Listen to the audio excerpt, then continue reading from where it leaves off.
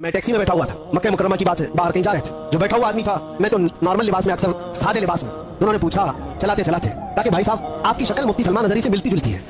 मैंने कहा कौन है वो? उन्होंने कहा नहीं जानते हो आप कहाँ से हो? हिंदुस्तान से हो? नहीं जानते हो आप? रहमतुल्लाहि व बरकातहू। मुफ्ती सलमान अजहरी साहब एक मरतबा मक्का मुकर्रमा के अंदर टैक्सी के अंदर सफ़र कर रहे थे, तो जो टैक्सी ड्राइवर था उसने इनके चेहरे को थोड़ा गौर से देखा और फिर उसके बाद में कहा, अरे आप तो उनकी तरह लगते हैं जो मुफ्ती सलमान अजहरी साहब हैं ना हिंदुस्तान के, आप उनकी तरह दिखते हैं।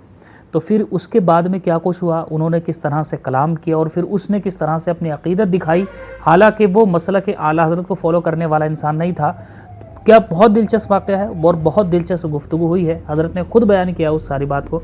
इस वीडियो को आप आखिर तक देखिए, सुनिए और इंशाअल्लाह आखिर में एक दो बातें मैं अर्ज़ करूँगा, उसको भी सुन करके जाइएगा। मैं टैक्सी में बैठा हुआ था, मक्का मुकर्रमा की बात है, बाहर कहीं जा रहे थे। जो बैठा हुआ आदमी था, मैं तो नॉर्मल लिबास में, अक्सर सादे लिबास में। तो उन्होंने पूछा चलाते चलाते, कहा कि भाई साहब आपकी शक्ल मुफ्ती सलमान अजहरी से मिलती जुलती है। मैंने कहा कौन है वो? उन्होंने कहा नहीं जानते हो आप कहाँ से हो? हिंदुस्तान से हो? नहीं जानते हो आप? मैंने कहा नहीं, बताओ तो कौन है। फिर वो बताने लगा, ऐसे है वैसे है, बड़े हैं, आलिम है, वो है, तारीफ। मैंने कहा भाई वो तो भड़काऊ मौलाना तो नहीं आप बोल रहे हो, उनकी बात कर रहे हो? वो गुस्से में आ गया, तिल मिलाया, कहा तौबा करो नहीं तो टैक्सी से उतर जाओ। मैंने कहा बात क्या है? कहा कि क्यों एक आलिम की तुम तौहीन करते हो, आप क्यों ऐसा बोलते हो उनको? मैंने कहा वही ना जो जेल गए थे अभी। उन्होंने कहा हाँ गए तो थे। तो कहा फिर इसीलिए मैं डरता हूँ ऐसे मौलाना लोगों से।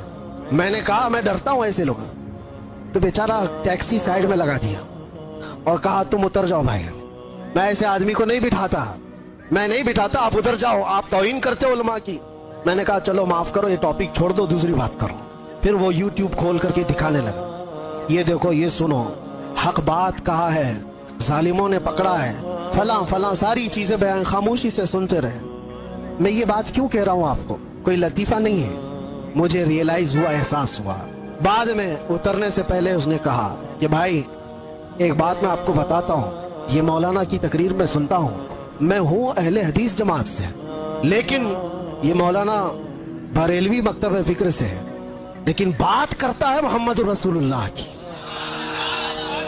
और यहाँ आकर के हम कुछ नहीं देखते, हम तो अपनी जान भी कुर्बान करते। हम उतर आए, उस दिन ये एहसास हुआ, उस नाम पर अल्लाह ने इतनी ताकत रखी है, हर इंसान नाम मोहम्मद पर जमा होता है, हर मुसलमान आ जाता है। अजीजा निगराम वकार, वो एक नुक्ता ऐसा है नामूसे रिसालत का, जहां पर लोगों के जज्बात हैं, लोगों की अकीदतें हैं।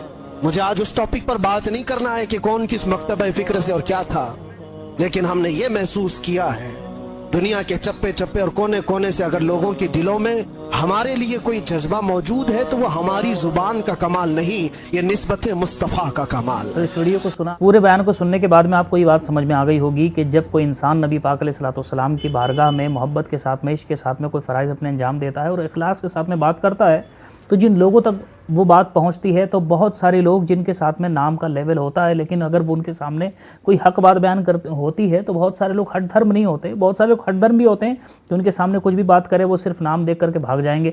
लेकिन बहुत सारे लोग हुकूक को देखते हैं, हक बात को देखते हैं, अगर वो होती है तो उसको एक्सेप्ट करते हैं।